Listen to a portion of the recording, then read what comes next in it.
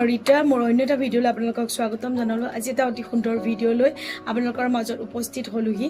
আপোনালোকৰ বাৰু এনেকুৱা কিছু সমস্যাত ভুগি থকা যেন লাগিছে নেকি বাৰু? আপোনালোকৰ যিবিলাক কাম হৈ ৰখি যায় বা একো যিবিলাক আপোনালোকৰ পদক্ষেপ ল'ব পৰা নাই, আগুৱাই যাব পৰা নাই জীৱনত, এনজাইটি ডিপ্ৰেশ্যন কিছুমান হৈ আছে, বাধা লাগি আছে, নিগেটিভিটি, হাই কাজিয়া, এনেধৰণৰ কিছুমান নিগেটিভ এনাৰ্জিয়ে ঘৰত প্ৰৱেশ কৰা যেন লাগিছে নেকি বাৰু?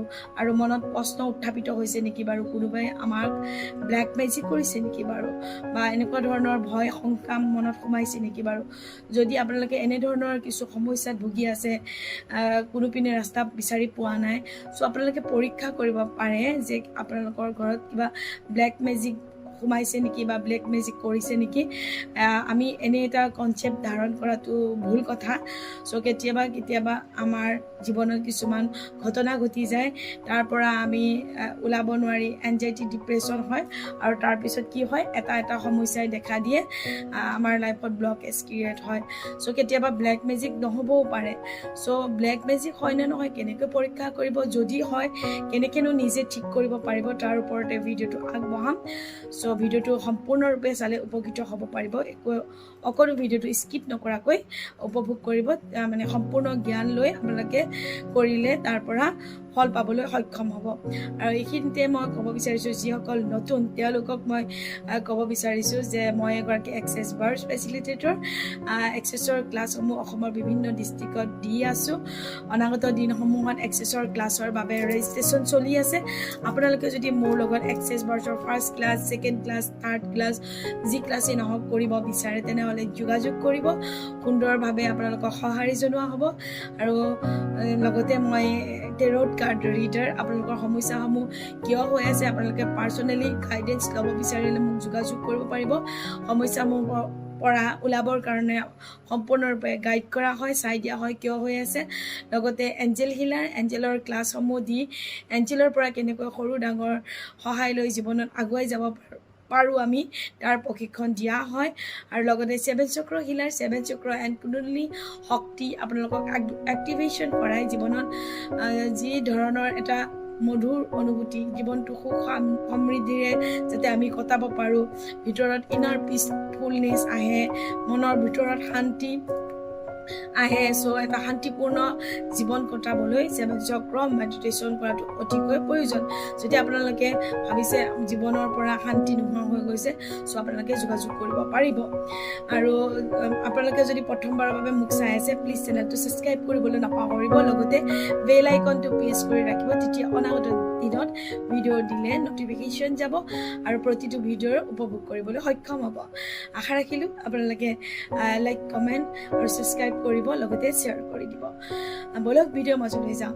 আপোনালোকৰ ঘৰত যদি এনে কিছুমান পৰিস্থিতিয়ে দেখা দি আছে, অকস্মাত মানে কি ঘৰখনত মানে কি হোৱা কাম বন্ধ হৈ গৈছে, বা কিছুমান আশা আকাংক্ষা আছে আধৰুৱা হৈ ৰখি গৈছে, পদক্ষেপ লৈছে যদিও আগুৱাই যাব পৰা নাই, হাই উৰুমি, ল'ৰা ছোৱালী অশান্তি বেছি কৰিছে বিনা কাৰণত।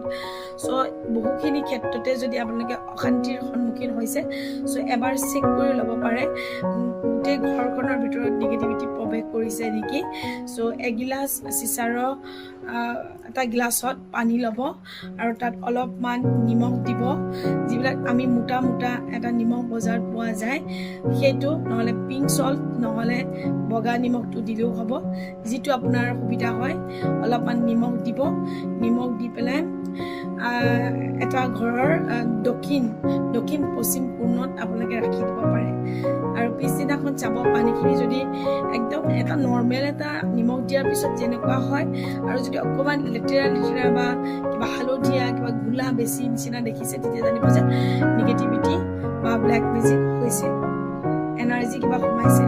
যদি আপোনালোকৰ ঘৰখনৰ বাকীখিনি ঠিকে আছে, নিৰ্দিষ্ট এজন ব্যক্তিৰহে তেনেকুৱা হৈ আছে, চ' তেতিয়া পানী গিলাচত নিমখ দি পেলাই সেই ব্যক্তিগৰাকীক এনেকৈ ৰাউণ্ড মানে কি ক্লক ৱাইজ আপোনালোকে ঘূৰাব অঁৰাটোত সেই পানী গিলাচ। তাৰপিছত ৰাতি তেওঁ শোৱা মূৰৰ শিতানৰ পিনে গ্লাছটো ৰাখি দিব।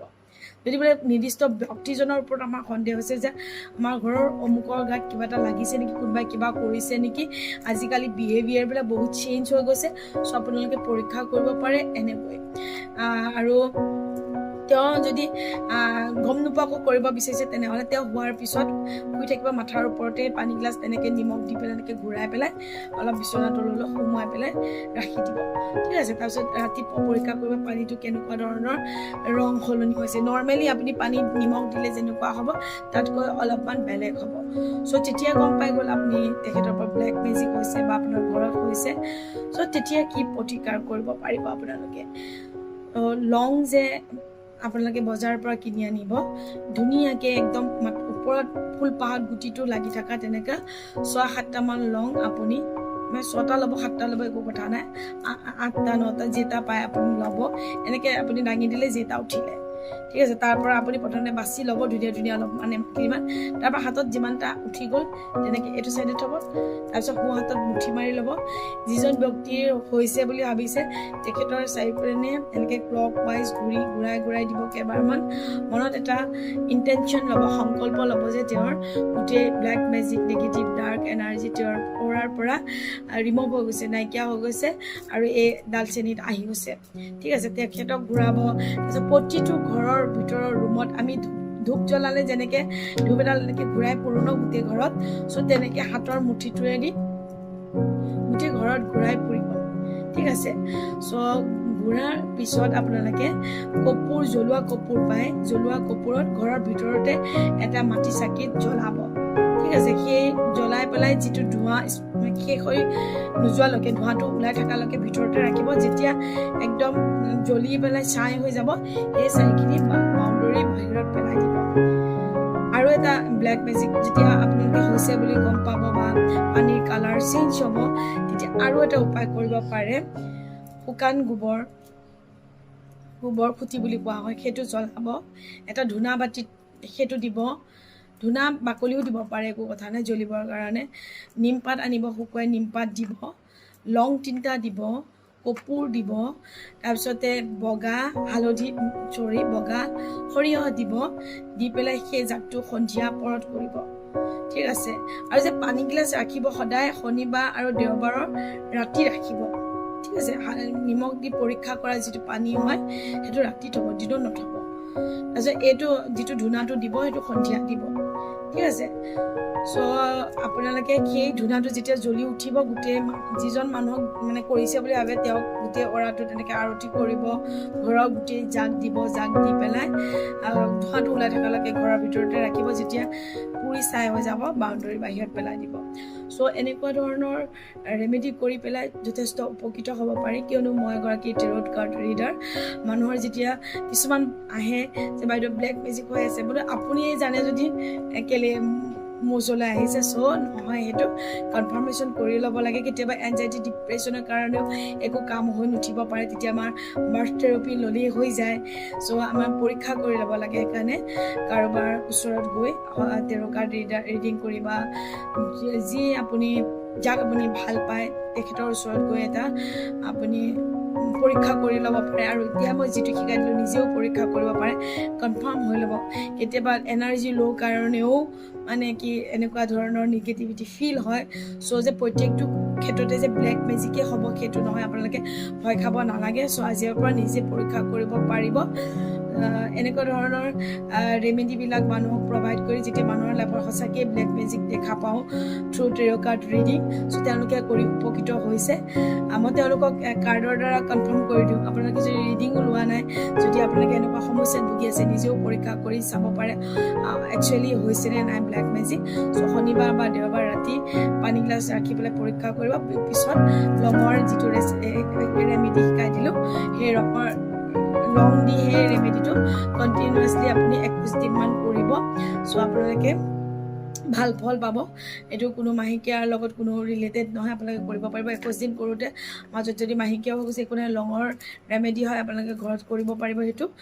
তাৰপিছতে সেই লংখিনি কৈছোঁ নহয়, কপোৰত দি জ্বলাই দিব, গোটেই ধোঁৱাটো ঘৰত দি দিব, তাৰপিছতে বাহিৰত পেলাই দিব বাউণ্ডৰী। চ' তেনেকুৱা ধৰণৰ ৰেমেডি কৰি আপোনালোকে উপকৃত হ'ব পাৰিব চ' আপোনালোকে সুবিধা হোৱাকৈ আপোনালোকে যাতে লাইফত এইবিলাক বাধা বিঘিনি নেওচি আগুৱাই যাব পাৰে সেইভাৱে মই ভিডিঅ'টো আগবঢ়ালোঁ আপোনালোকে কৰি চাব আৰু উপকৃত হ'ব সকলোৰে হৈ মই ভগৱান হওক ডিভাইন ক্ৰিয়েটৰ বুলি কওঁ বা ইউনিভাৰ্চ বুলি কওঁ এঞ্জেল সকলোৰে ওচৰত প্ৰাৰ্থনা জনাইছোঁ যে আপোনালোকৰ দিনবিলাক সুন্দৰ সুখময় হৈ উঠক আৰু আপোনালোকে যদি কিবা কষ্ট পাই আছে পাৰ্চনেলি গাইডেঞ্চ মোৰ পৰা ল'ব বিচাৰে স্ক্ৰীণতে নাম্বাৰটো আছে কণ্টেক্ট কৰিব সঁহাৰি জনোৱা হ'ব আজিলৈ আহিছোঁ thank you God bless you love you all bye by